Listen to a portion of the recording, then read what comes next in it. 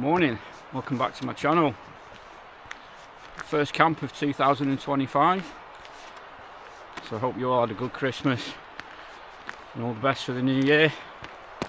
We're in full winter now, so we're packing all the winter gear with us. So yeah, heavy rucksack. I'm in the northern lakes, so you can probably make out part of Skiddaw behind me, bit of a dust and the snow on it. I've parked in Braithwaite village, which is just off the A66. There's a school and a church that are next to each other in the village, so if you find them on Street View, you'll be able to see where I've parked opposite. So I'm currently walking up the middle of what they call the Coaldale Horseshoe. So to my right, I've got Grisdale Pike, and to my left, I've got Outer Side, Causey Pike, Sail, all them. And I'm heading to the centre of it. So I'm going to get to the mine, Force Crag mine, which is a really strange place, very eerie, very odd looking. It's been a couple of years since I've been here. It's probably been 3 years since I've been in this area. So I did the drive up this morning, which was a bit sketchy. Plenty of rain yesterday, and then overnight it's frozen. So yeah, the temperatures have plummeted now. There was lots of cars struggling to get out the village of Braithwaite, going up the Windlatter Pass. If you know that area, they were all turning around, coming back down again. So my plan is to head up onto Crag, or Crag Hill. Wainwright used to call it Crag, and camp either on it or behind it, or I might go over to Grassmoor. I've camped on Grassmoor before, I've camped on Sail before, but I've not camped on Crag Hill. It's a nice crispy morning. It is cold, so don't let that sunny blue sky fool you. It is in the minuses.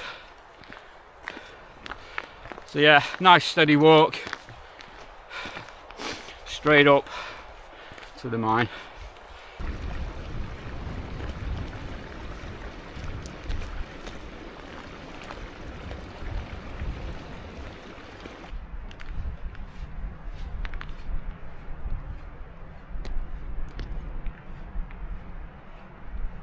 Force Crag mine.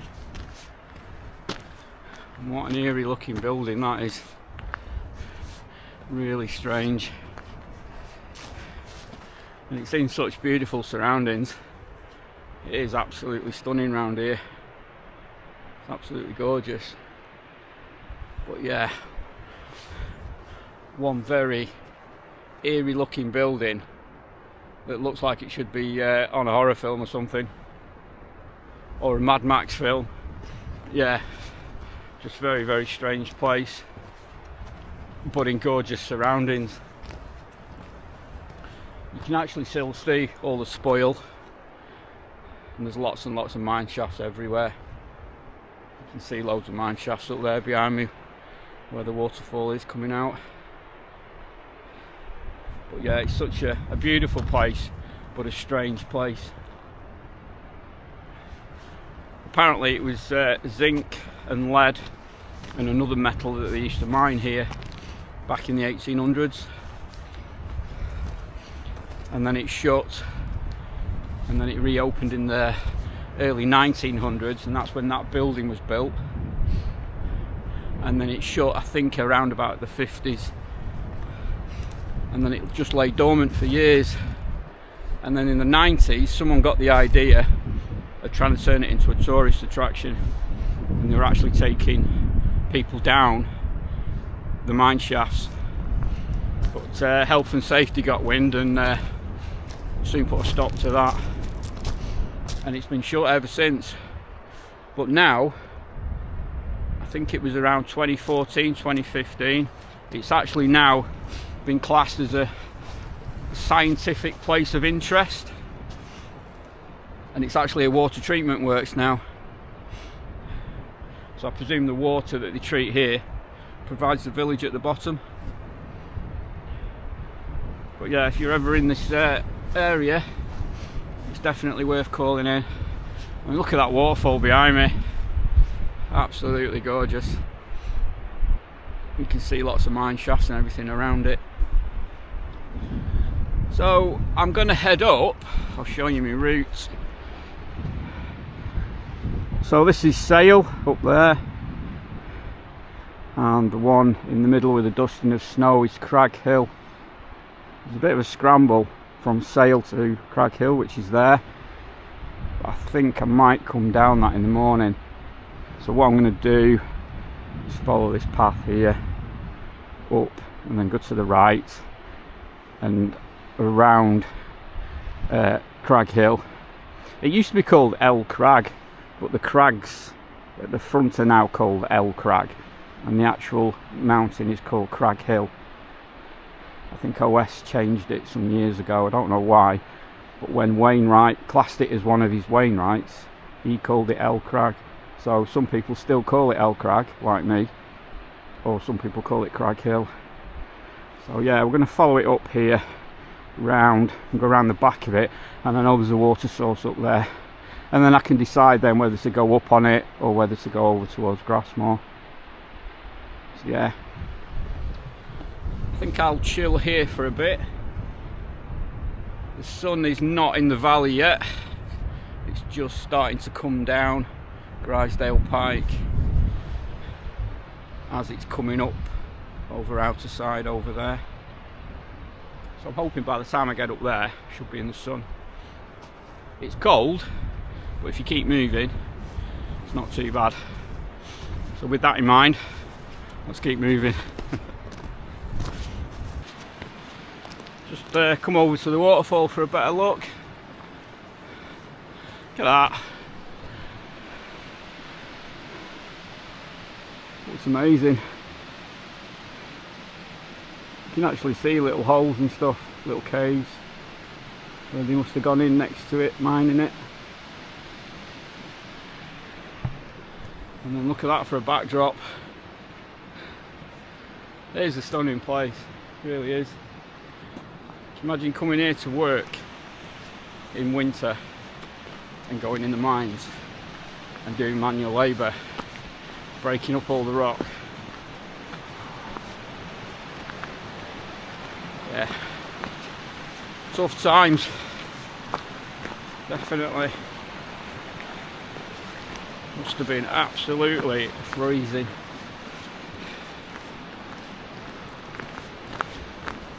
Right, across this little river and we'll start making our way up.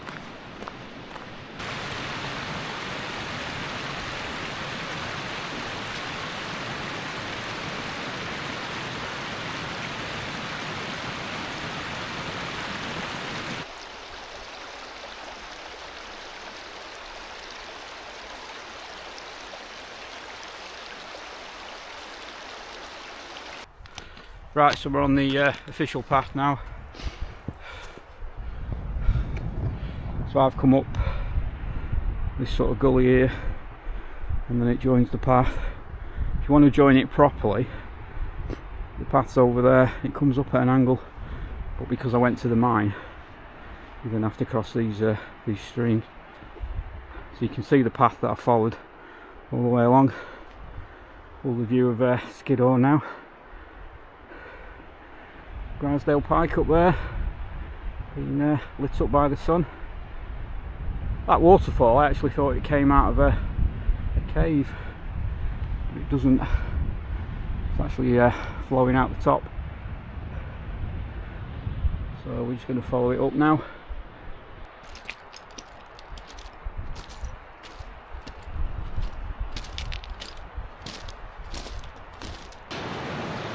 So the path's there behind me. I couldn't get across this. It might not look very deep on camera, but it's too deep. So I've had to go around and jump over a little outlet there. And on the other side now, the paths are starting to freeze up. So if it gets any worse, I'll have to get the mini spikes out. But yeah, I was just talking to a hiker who's going down, and he said as you turn the corner you won't be able to get across the path, or you won't be able to get across the outlet, and he was right. When I saw it I thought, oh, that's only a few inches deep, but it's not. So yeah, I had to go around. Right, let's keep going.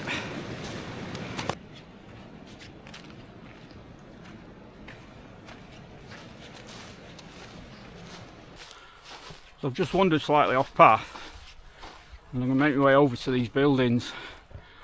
I spotted these last time I was here from a distance. They're there. They're actually on the map as well. They're all mining buildings. I'm just going to go and have a wander, have a bit of an explore.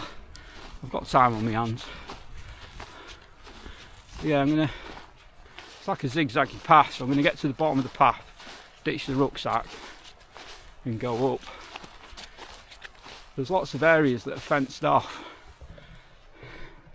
I don't know if you can see like the white posts, and they're usually hidden mine shafts. So as long as I keep away from them, which I will be doing, I should be okay. But yeah, if you ever explore anything like this, just treat it with caution, because you never really know what's below your feet. So if you don't see this video, I'm stuck here. Alright, let's go and have a wander.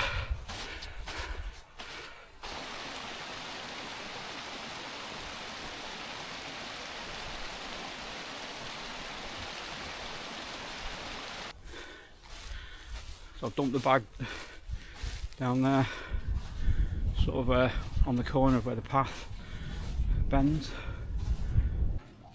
Just come across one of the entrances to the mine shaft. This is as far as I'm going. No way you get me in there. I know that people go in them exploring. No way. Danger, keep out. No problem.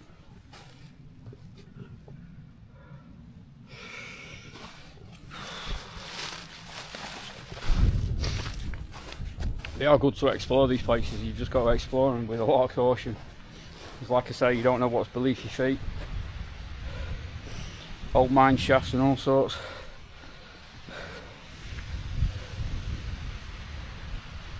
The waterfall up there. Imagine this being your place of work and that's your view.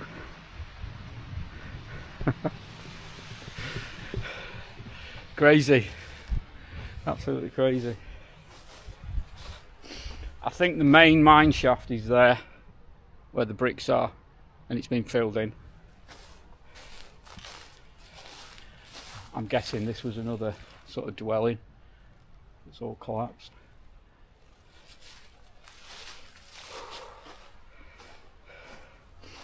But yeah. Right, cool. I noticed it probably 3 years ago, I bet it was, on the map, and I thought, oh, I'll have to call in there next time I'm passing, and I did, and forgot to come here.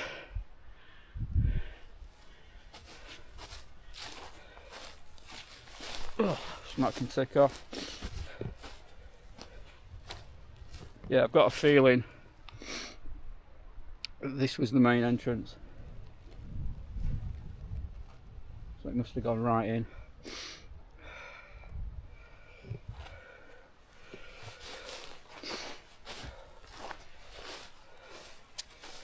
How old are these places? I was just looking for a pitch then. But no, I'm not brave enough to pitch on top of a mine. If you wake up the next morning in it, yeah, look at all these dripping off. Cool. Yeah.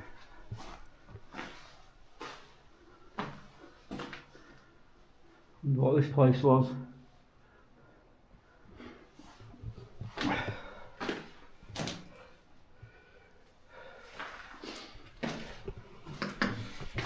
Somebody's office. Don't know. Right, back down to the rucksack, and then back down to the path, and I'm going to follow it up here, and then up, not up that, but further round. There's a water source there, and then onto Crag Hill. Just starting to see people on various fells. Scar Crag's over there.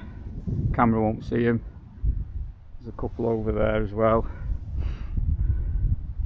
Yeah, I'm just starting to see people.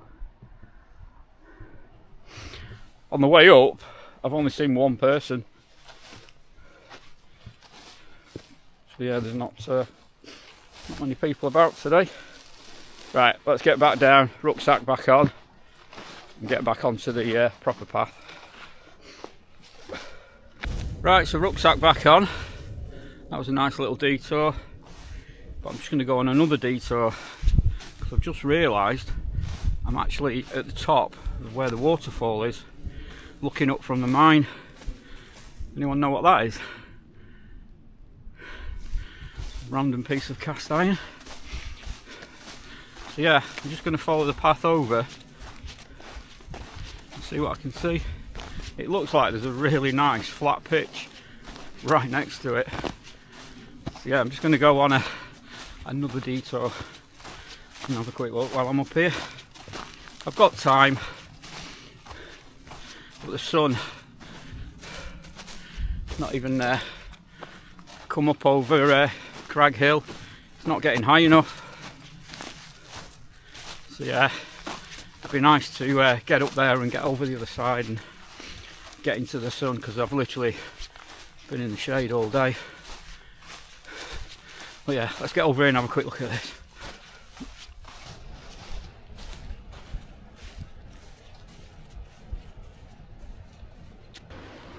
That's where the waterfall starts, goes over the edge. Let's go and have a stand up there. Don't look like you can stand on that side because it's a bit slopey. But yeah, I'm not going to get too close to the edge, but yeah, we'll go up there and have a look. So the top of the waterfall is there. I'm not brave enough to get any closer to this edge. Wow, yeah. So you can see all the mine below. Down there. So that's the path that I've come up. There's actually people on it. But yeah, this is cool. You can actually, there's a bit of a grass banking at the side of it. There's no way I'm going down there to stand on that.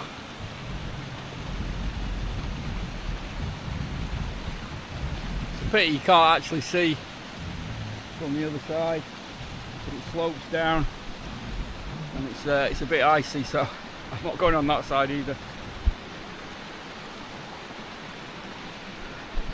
Right, let's get back on track. Literally, let's get back on the path that we should be on. But yeah, that was cool. There's quite a nice flat pitch here as well. If you want to picture with that view, be a good spot to pitch at. You've got a good water source. Right, let's get back on the path. Just like that, we're back on the path. The proper path that we should be on. Starting to see people. If you've seen behind me going down, there's actually a few people going up in front of me. So time's 1 o'clock. and it's dark at about 4. So ideally I need to get there no later than 3. Should do it. And obviously collect some water en route as well. Still contemplating Grasmore or Grassmore. I have camped up there before, but I bet tonight you'll get a cracking sunset. Might do up there yet. Don't know. Get to the top of this ridge, and then there's like a stream that runs in between the 2 mountains. I can follow that, and then you either turn left up onto Crag Hill or right onto Grassmore. Yeah, I think I'll make my mind up. Probably going to camp on Crag Hill.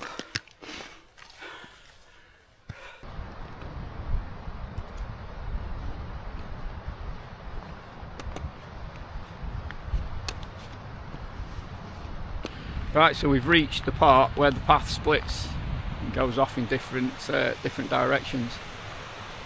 So the scrambly way onto El Crag, or Crag Hill, keep calling it El Crag, is here. There's actually 2 people going up it. I don't know if you'll be able to spot them. The first bit's okay, it's like loose scree, but when you get to the top it's quite bouldery, and that has been in the shade all day, so it's going to be frozen up there. So with a big pack on, I don't really fancy it, and plus I'm going to have to get water now, so my rucksack's going to be 2 kilos heavier going up that. I've got my spikes with me, but like I say, I'm going to play it safe, and I'm going to follow the path along here, and in between Crag Hill and Grassmore, so that big lump there is Grassmore, and there's a little stream which is here, and it goes all the way along, so I'll be able to get water and then come up the back of Crag Hill and up onto there safely. So that spectacular ridge line over there is Whiteside, which is right at the end. I camped on there. It was Boxing Day 2021. I actually camped on there. That's a really good ridge to do. It's nothing like Striding Edge. It's a really safe one to do. It's kind of like the apprentice of ridges to do. It is flat in some places. You can follow the ridge, or you can come off it. It's a lot easier than it looks. It is a nice one to do that. And then the lump in the middle is sand, which isn't a Wainwright, and behind it you can't quite see it, it's Hope Gill Head. And then the pointy one over there is Grisdale Pike. I was thinking of going that way in the morning, going up onto Grisdale Pike and then down that ridge, but I did that when I camped on Whiteside. That was the way I went back down. Yeah, and that path going down off Grisdale Pike, if you've done it with a heavy pack on, it's an absolute killer. By the time you get to the bottom, your knees are just absolutely killing. So yeah, I don't think I'll go back that way. I think I'll go drop back down onto Sale and drop back down that way.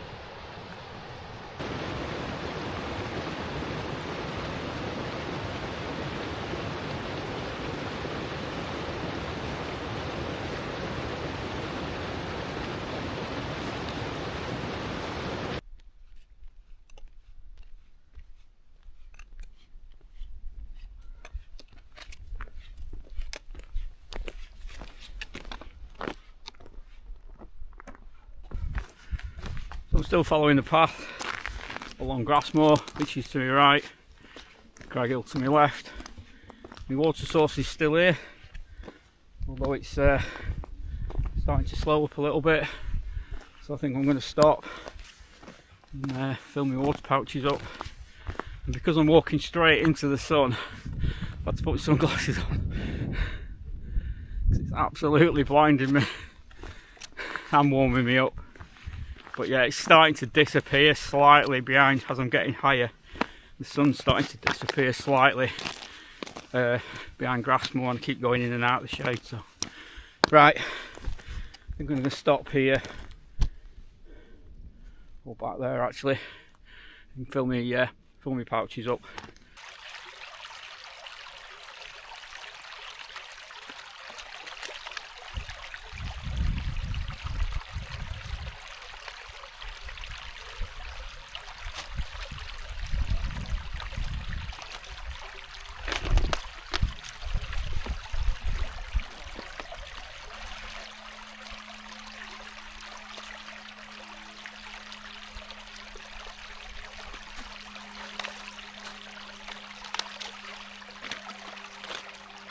Right then, 2 litres on board, and we've just reached where the path splits again. So for us to go that way, that'll take me up onto Grassmoor. If I was to go that way, that'll take me over onto Wandope and Whiteless Pike. So I'm going to go that way, which will take me up onto Crag Hill. There is a bit of a water source at the top here, which I did think there was, but it's a good job I didn't rely on it. It's frozen solid, getting nothing out of that. So yeah, hopefully I'll time it quite right. I've seen a few people going up in front of me, so they'll either be coming back down as I'm going up, or they'll be going over the other side and dropping down onto sail. So yeah, let's get going up there.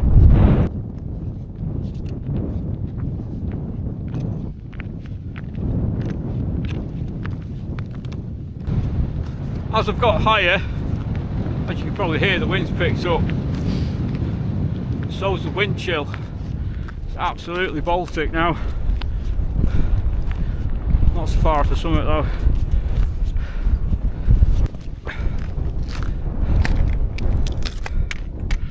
Crag Hill summit for the second time.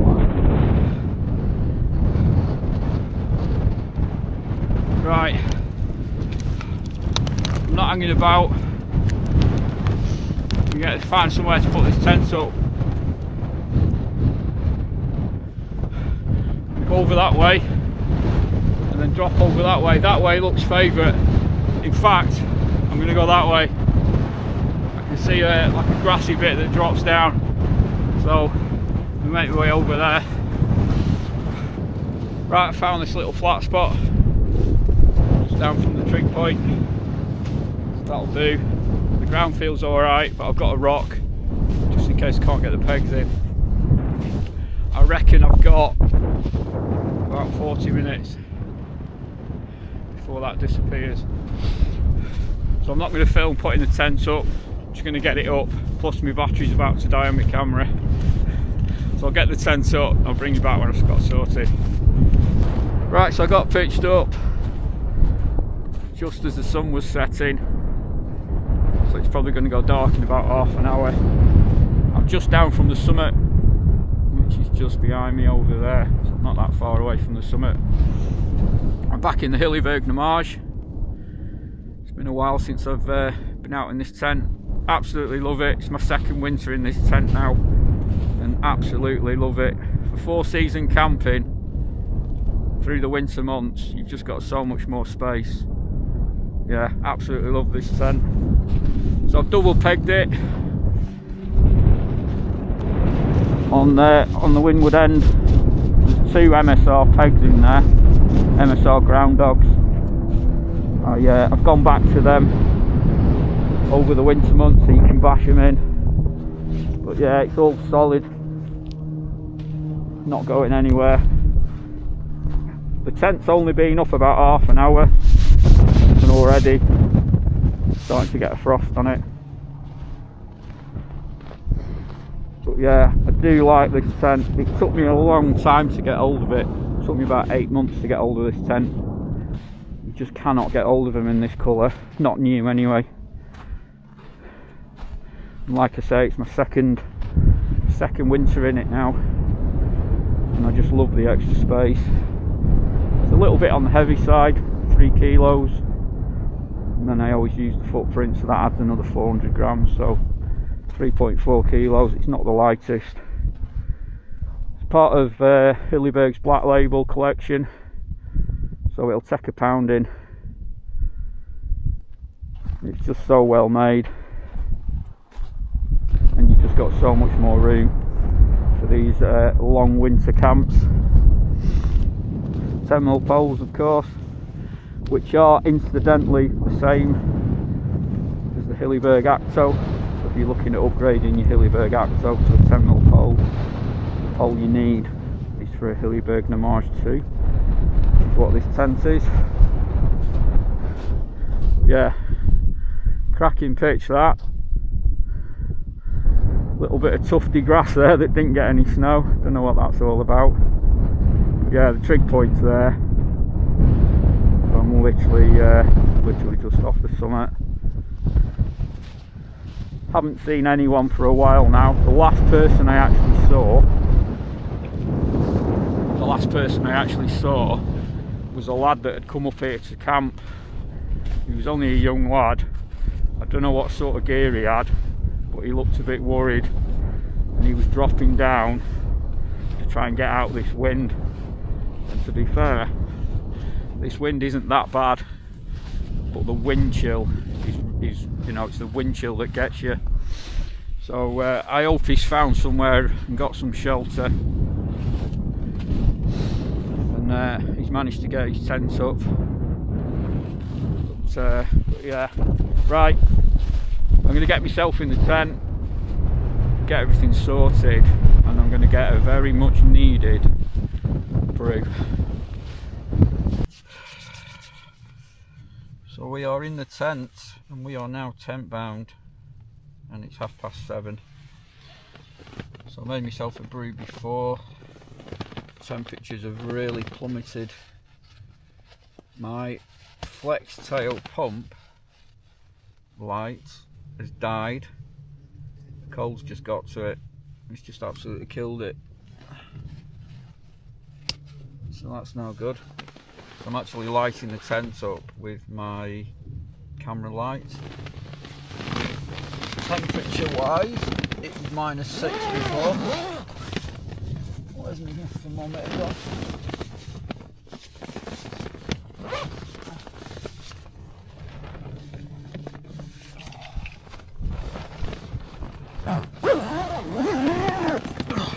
We are now, well, still -6. So yeah, it's going to be a chilly one. It's what it's forecast to be though. -6 with a -10 to 12 wind chill, it said. To be honest, I'm not going out there to measure the wind chill. I'll see what it reads in the morning. I've just tried charging the camera batteries on the DJI, and they were flashing because they were too cold to charge. So I put them in a bag with a heat pouch to warm them up, so I can then charge them up. My water is frozen, so I'm going to have to put that under my sleeping bag to defrost that. The water in my drinks bottle, I don't know if you can see that, it's just gone to slush.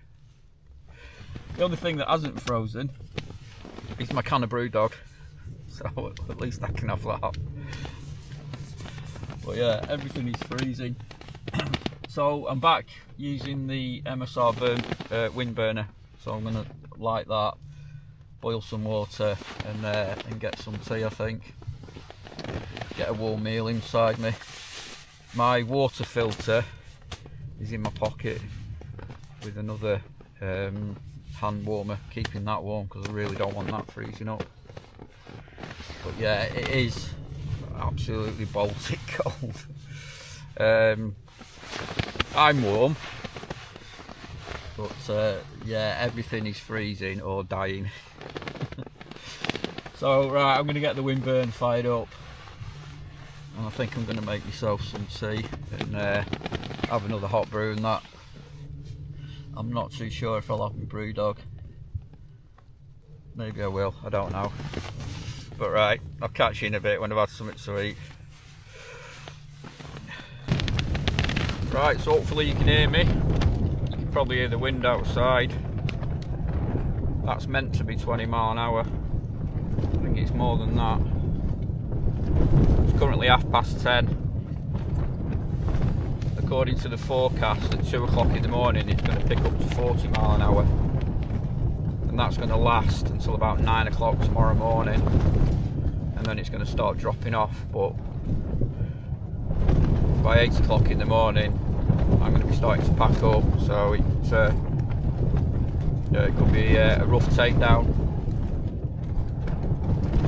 So I've checked all the guy lines, everything's holding. I'm going to stick the earplugs in, although I don't think I'm going to get much sleep. It's actually, I left the temperature gauge in the tent. It's actually -3 in the tent, so God knows what it is outside, especially that wind chill as well. I ended up drinking my beer, saves me carrying it down in the morning. So I've got my little pocket radio with me, which is here. So I'm just going to listen to the radio for a bit and try and get some sleep. But yeah, I don't think I'm going to get much sleep in this. It kind of dies down and then it picks back up again. It's going to be a northwesterly wind all night, which is the way the tent's pitched. So as long as the wind direction doesn't change, which it's not forecast to, it should be fine. Yeah. Right, I'm going to listen to the radio bit and try and get some shut-eye. And I'll see you in the morning at first light.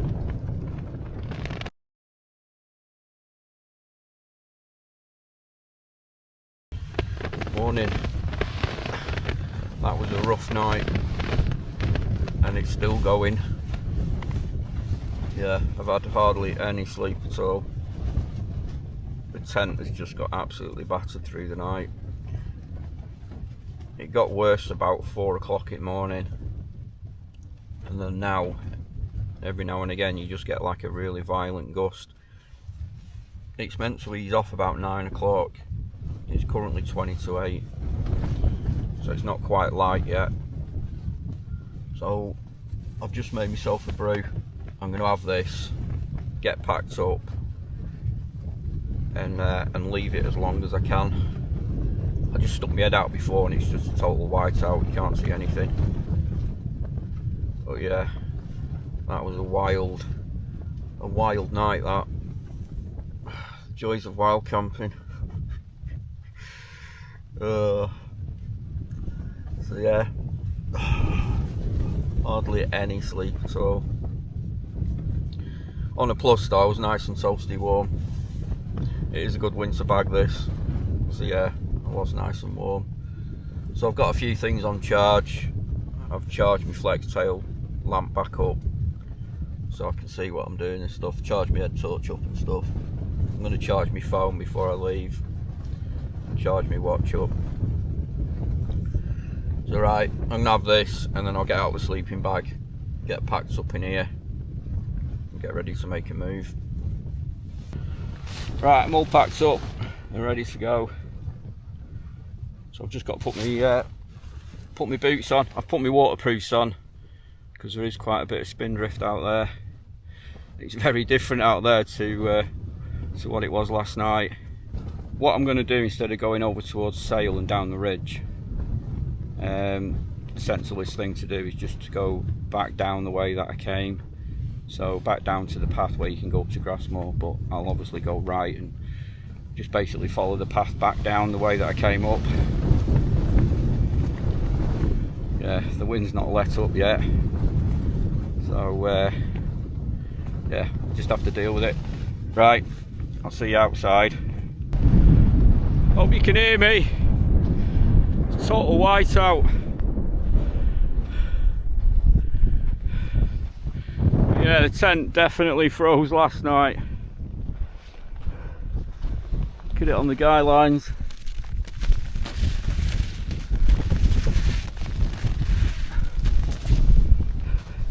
Even the trekking pole's got it.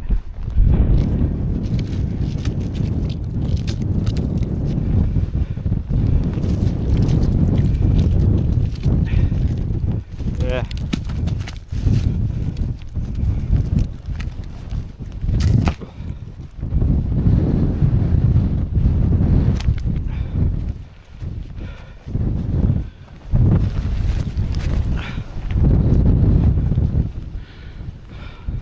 But none of the guy lines have come undone.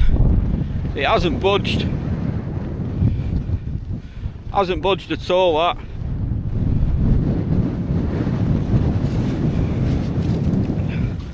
Look at it.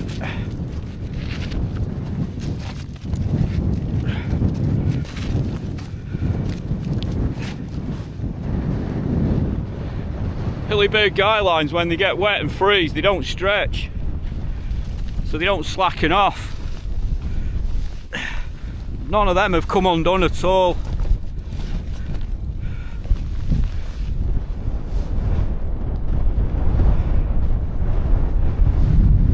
Wow. Right, let's get it down and back in the bag.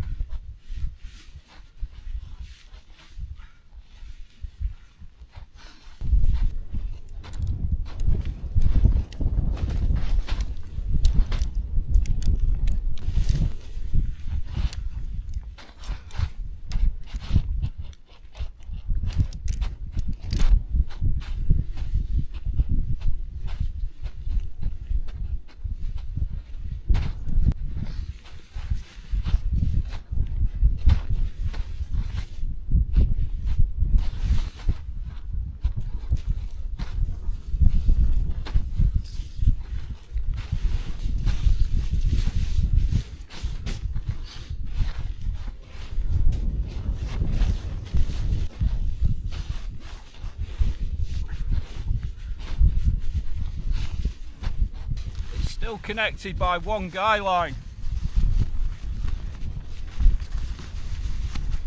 Don't want it blowing away.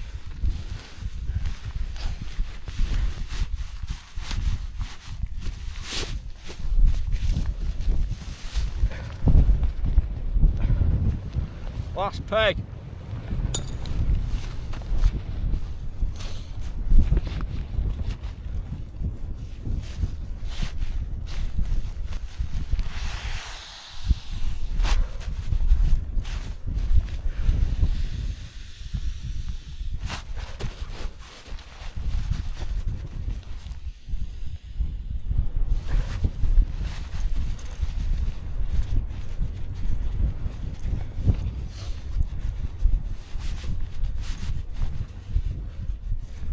Right, I'm going to get this back in the bag.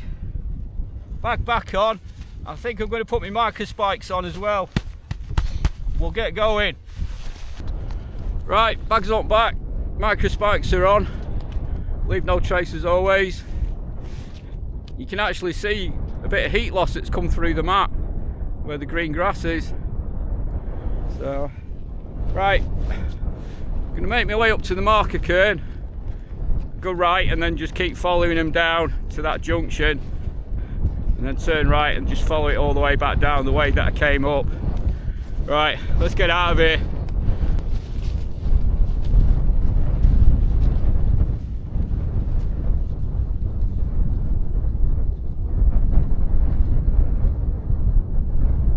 Just thought I'd test the wind speed and the wind chill. The wind speed is hardly anything. Yeah, it's barely.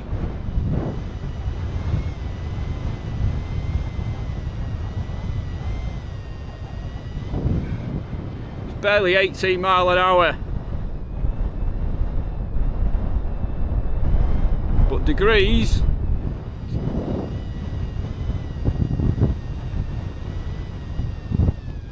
and then wind chill.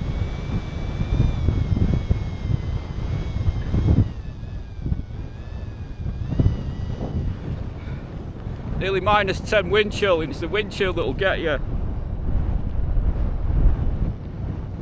Right, let's keep following it down.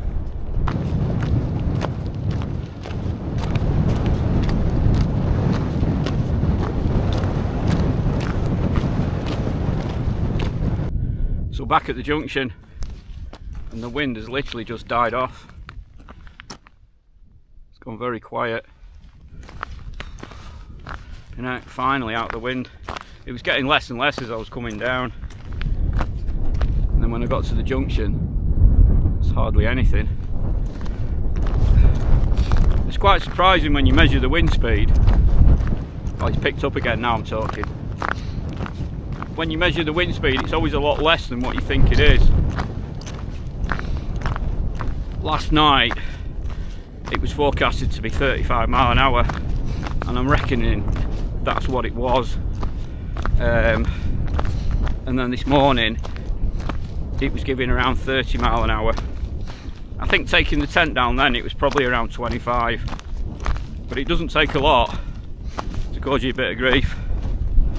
And it's the wind chill that gets you, especially when you're taking the tent down.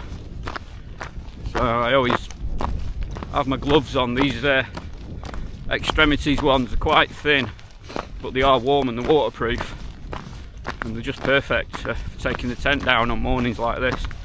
I'd normally swap over to my Montane ones, but I'll just leave these ones on. But yeah, taking the tent down without gloves on this morning, whew, your hands would have been purple. Right, let's keep going. Let's get down.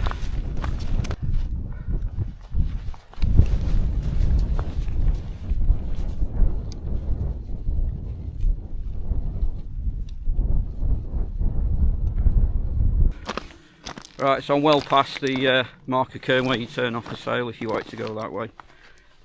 I've just come down this bit. It's absolutely like a sheet of ice, but it looks like it's clearing now a bit. So I'm going to get a bit lower because I'm generating a bit too much heat as well. I'm going to get a bit lower, and I'll take the spikes off and take the waterproofs off.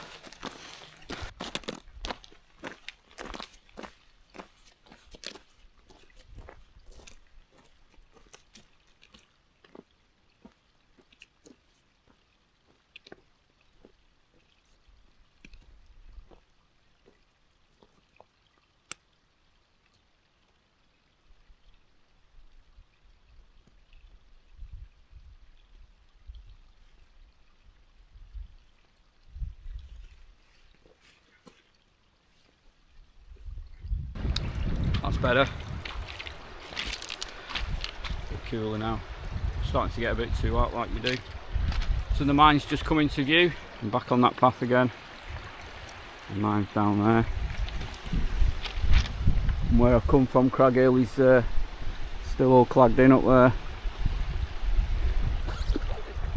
You can see outer side, but Grisdale and all the others are still clagged in. I would like to have dropped down the ridge onto sail this morning. It would have been nice to revisit that one, but it's still clagged in now, and coming down a frozen ridge line in the clag is kind of not really recommended, so save it for another day. Right, keep plugging away, make my way down.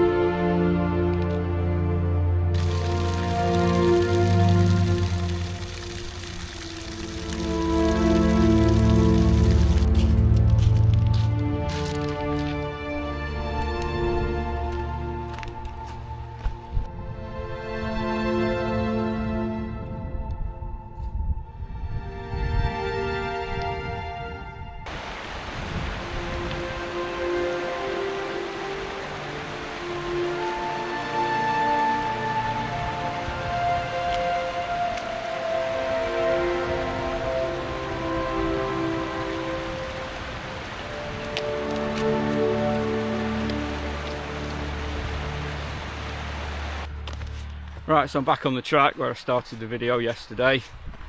This will take me back into Braithwaite village, which is where the car's parked. So I'm going to end the video here.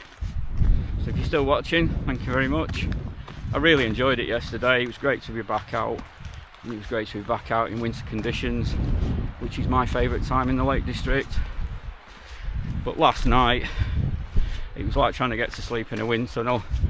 Despite wearing earplugs, yeah, I've had hardly any sleep. But it's just the way it goes. Sometimes the tent stood firm.